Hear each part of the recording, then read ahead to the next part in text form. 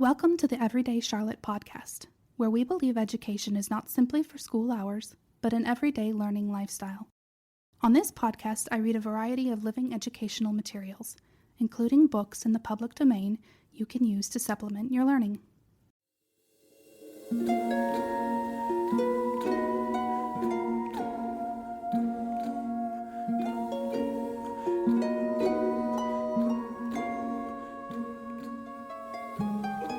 The Legend of Sleepy Hollow by Washington Irving.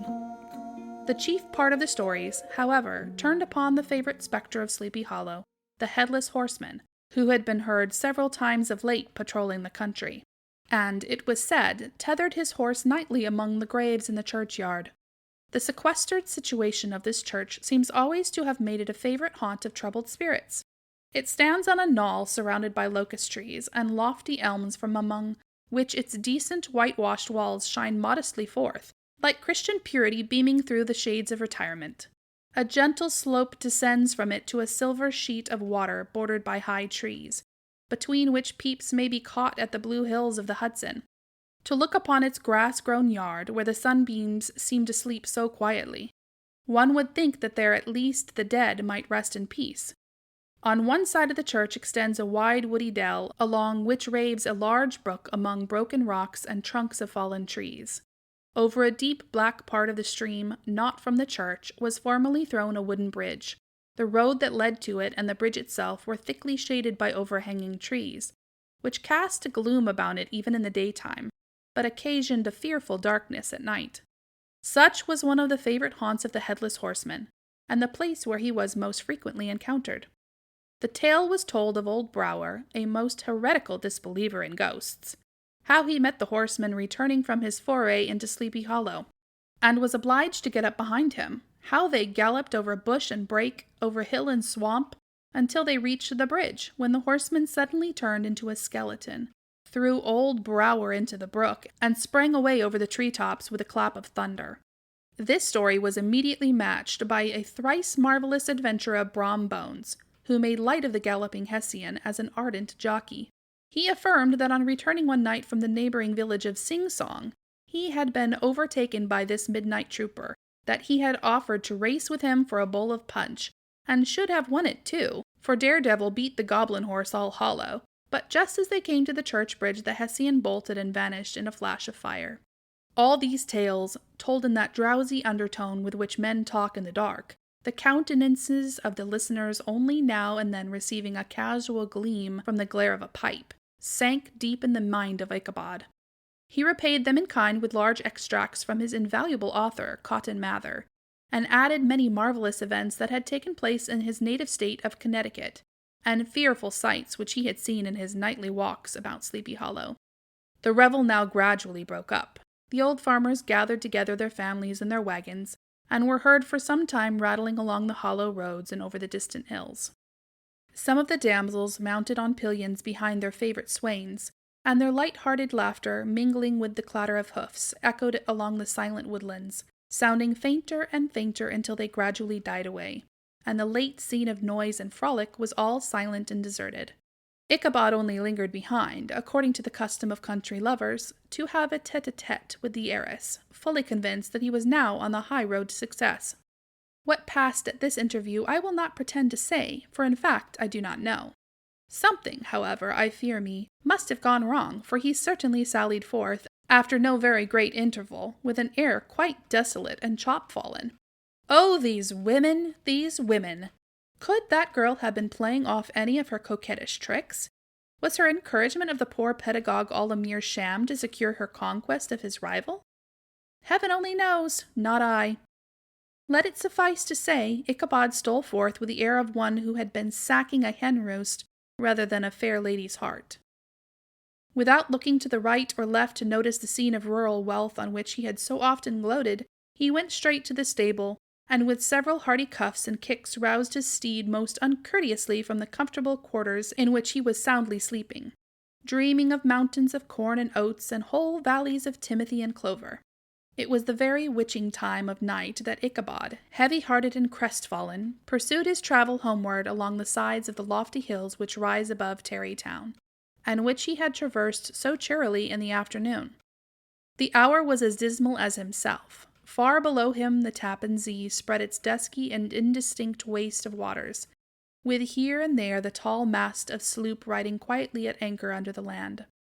In the dead hush of midnight he could even hear the barking of the watching dog from the opposite shore of the Hudson, but it was so vague and faint as only to give an idea of his distance from this faithful companion of man.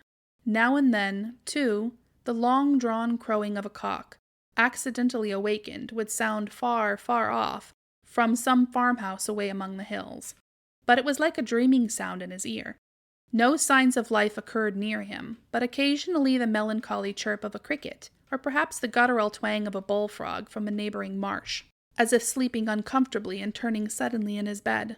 All the stories of ghosts and goblins that he had heard in the afternoon now came crowding upon his recollection. The night grew darker and darker. The stars seemed to sink deeper in the sky, and driving clouds occasionally hid them from his sight. He had never felt so lonely and dismal. He was, moreover, approaching the very place where many of the scenes of the ghost stories had been laid. In the center of the road stood an enormous tulip tree which towered like a giant above all the other trees of the neighborhood, and formed a kind of landmark. Its limbs were gnarled and fantastic, large enough to form trunks for ordinary trees, twisting down almost to the earth and rising again into the air. It was connected with the tragical story of the unfortunate André, who had been taken prisoner hard by and was universally known by the name of Major André's tree. The common people regarded it with a mixture of respect and superstition, partly out of sympathy for the fate of its ill-starred namesake, and partly from the tales of strange sights and doleful lamentations told considering it. As Ichabod approached this fearful tree, he began to whistle. He thought his whistle was answered. It was but a blast sweeping sharply through the dry branches. As he approached a little nearer, he thought he saw something white hanging in the midst of the tree. He paused and ceased whistling, but on looking more narrowly perceived that it was a place where the tree had been scathed by lightning and the white wood laid bare. Suddenly he heard a groan. His teeth chattered and his knees smote against the saddle. It was but the rubbing of one huge bough upon another as they were swayed about by the breeze. He passed the tree in safety, but new perils lay before him. About 200 yards from the tree a small brook crossed the road and ran into a marshy and thickly wooded glen known by the name of Wiley's Swamp. A few rough logs laid side by side served for a bridge over this stream. On that side of the road where the brook entered the wood, a group of oaks and chestnut, matted thick with wild grapevines, threw a cavernous gloom over it. To pass this bridge was the severest trial. It was at this identical spot that the unfortunate André was captured, and under the covert of those chestnuts and vines were the sturdy yeomen concealed who surprised him. This has ever since been considered a haunted stream, and fearful are the feelings of a schoolboy who has to pass it alone after dark. As he approached the stream, his heart began to thump. He summoned up, however, all his resolution, gave his horse half a score of kicks in the ribs, and attempted to dash briskly across the bridge. But instead of starting forward, the perverse old animal made a lateral movement and ran broadside against the fence. Ichabod, whose fears increased with the delay, jerked the reins on the other side and kicked lustily with the contrary foot. It was all in vain. His steed started, it is true, but it was only to plunge to the opposite side of the road and into a thicket of brambles and alder bushes. The schoolmaster now bestowed both whip and heel upon the starveling ribs of old Gunpowder, who dashed forward, snuffing and snorting, but came to a stand just by the bridge with a suddenness that had nearly sent his rider sprawling over his head. Just at this moment, a plashy tramp by the side of the bridge caught the sensitive ear of Ichabod. In the dark shadow of the grove on the margin of the brook he beheld something huge, misshapen, black, and towering. It stirred not, but seemed gathered up in the gloom, like some gigantic monster ready to spring upon the traveler. The hair of the affrighted pedagogue rose upon his head with terror. What was to be done? To turn and fly was now too late, and besides, what chance was there of escaping the ghost or goblin, if such it was, which could ride upon the wings of the wind? Summoning up, therefore, a show of courage, he demanded in stammering accents, "Who are you?" He received no reply. He repeated his demand in a still more agitated voice. Still there was no answer. Once more he cudgeled the sides of the inflexible gunpowder, and, shutting his eyes, broke forth with involuntary fervor into a psalm tune. Just then the shadowy object of alarm put itself in motion, and with a scramble and a bound stood at once in the middle of the road. Though the night was dark and dismal, yet the form of the unknown might now in some degree be ascertained. He appeared to be a horseman of large dimensions and mounted on a black horse of powerful frame.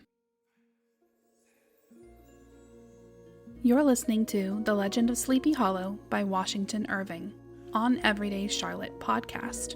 Come back next week for the next episode.